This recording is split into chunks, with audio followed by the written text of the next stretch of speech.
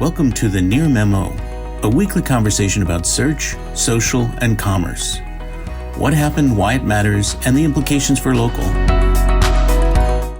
So let's move on now. We can talk about this, and we'll talk about it again in the future. It's fascinating. So let's move on now to the beam. What's the beam, David? No, I think Mike's going to go next. I'm going next. All right, let's go to the algorithm. I screwed up the order. So I have been, as you know, studying what are called false positives, review takedowns in the forums for the last 4 months. I have worked on almost 300 cases of small businesses that have come into the forum, literally flooded the forum. About 25% of all forum requests are about missing reviews. And so over that 4 months, I have sort of analyzed these businesses to try to understand the new Google review algorithm that moderates reviews. It's interesting because historically the algorithm was very point specific.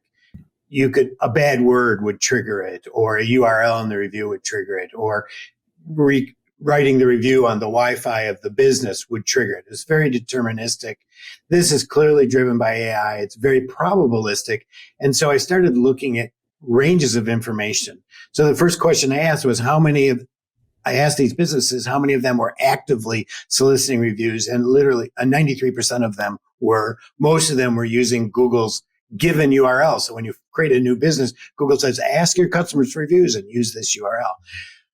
I also tracked the categories, and the most common category that lost reviews was real estate. The next most common category was lawyers. And then I actually rolled up categories into sort of higher level groups. And what that showed was that real estate, home services, home construction, marketing and design, photography, videography, personal well-being, professional services, far and away led the groups of categories. All of these businesses are businesses that get reviews off-site. In other words, they're all businesses where they go to the customer or do a video conference, and then the customer who lives someplace else leaves a review. Customer never goes to the business. And then I looked at the age of the business profiles, not the age of the business, but how long have they had a profile with Google? And of the 280, almost 120 of them, whatever that is, 40%, 30%, had only had their listings 1 to 3 months. And if you looked at it, how many of them were 6 months younger? 160 of the 280. So whatever that number is, 60 or 70%, 60% had their listings a very short period of time. And there's a very, power curve on age of listings. There's a power curve on the categories. So clearly this review focuses on certain categories and frequency of business. So one hypothesis I have is that this not only moderates reviews cheaply for Google, quickly, inaccurately, but maybe, if you assume it's got a 25% error rate, but it also helps them deal with the spam problem. One of the issues with high volume spam is that spammers would create a lot of listings, get reviews on those listings, create 10,000 listings across the United States, have a listing in virtually every locale, and would very quickly be able to ramp up a lead gen system.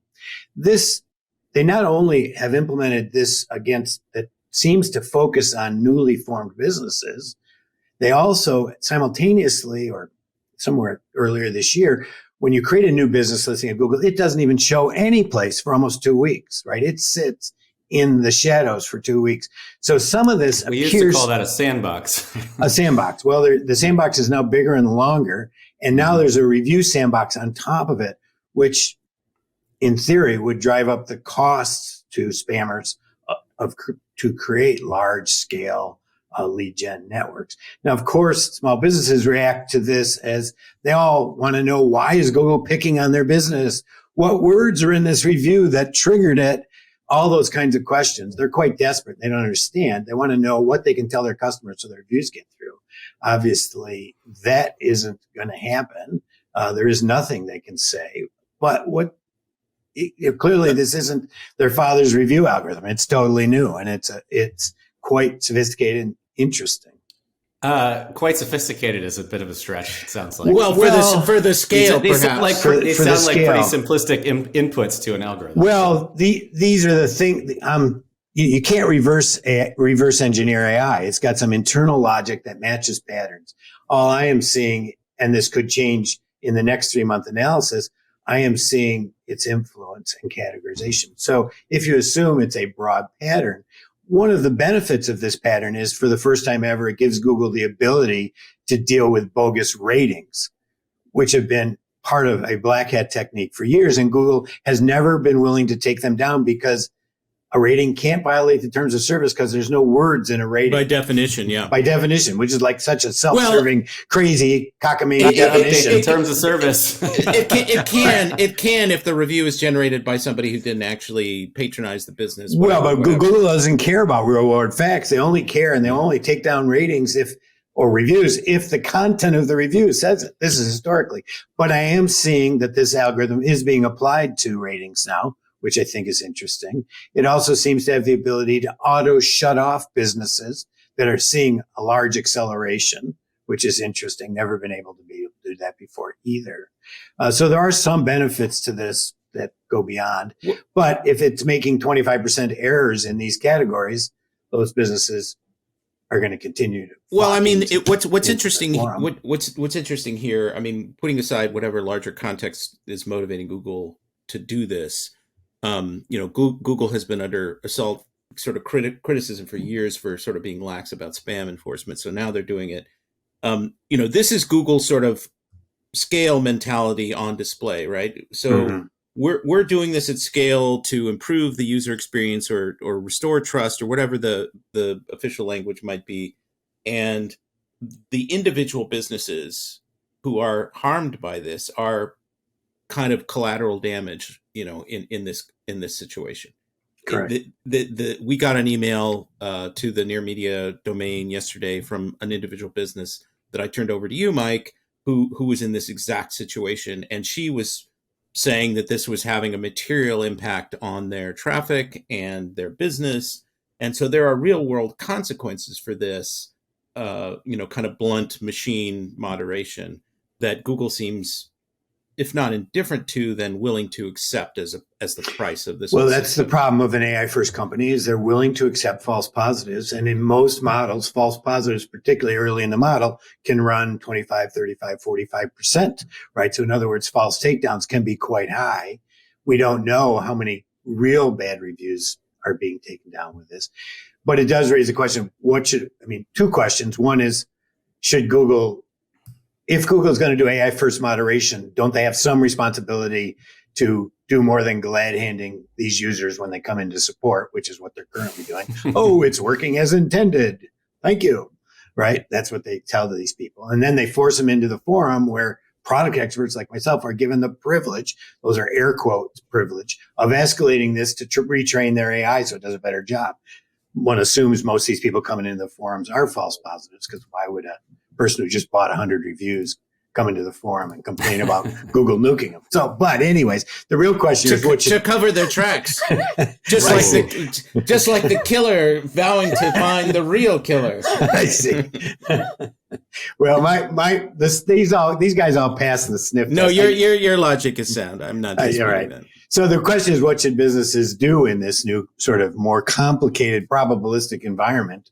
And one is if they're creating a new business listing, and if they're in a service category, whether an agency or business, they need to adjust their expectations that they're not going to be able to get a good Google ground game for at least a year in reviews, right? That it's going to take much longer to get this listing to a successful review status than ever before. So they need to accept that reality. And they also need to proceed with the reviews very slowly. It seems to me that velocity is an issue. So you take this Google review URL, you send it to all your existing customers, and that may trigger a much tighter sort of lockdown. For sure. That's one of Curtis's factors. Curtis Boyd from the Transparency Company, he looks at velocity among other things, because people buy reviews in tranches, and they all sort of show up within the same period of time. I mean, there are a lot of this. So just to we're going to move on to to David, I mean, I think we'll revisit this topic. Mike, you've got a lengthy article which we're going to publish on this very topic. But there are a lot of implications, because if the reviews aren't going to show up in any meaningful way for a year, then marketers have to really do alternative things to rank, because reviews are a significant ranking factor. So they're going to have to buy ads. They're going to have to do a lot different kinds of content. They're going to have to go outside of Google to build their brands, social media, whatever. So there's a whole bunch of implications from this, I think. It also speaks well to the design ideas behind Gather Up, which I'm no longer associated with, but the idea that, one, you want to gather first-party reviews, which can take on increased value in this. Right, on your own site. On your own site. And two, you want to have a little more friction in the review process that actually might be a benefit in this situation, where you ask people to leave reviews for you at other sites, and so only some smaller percentage. And you need to look more. You need to look again at traditional SEO. Yes, right.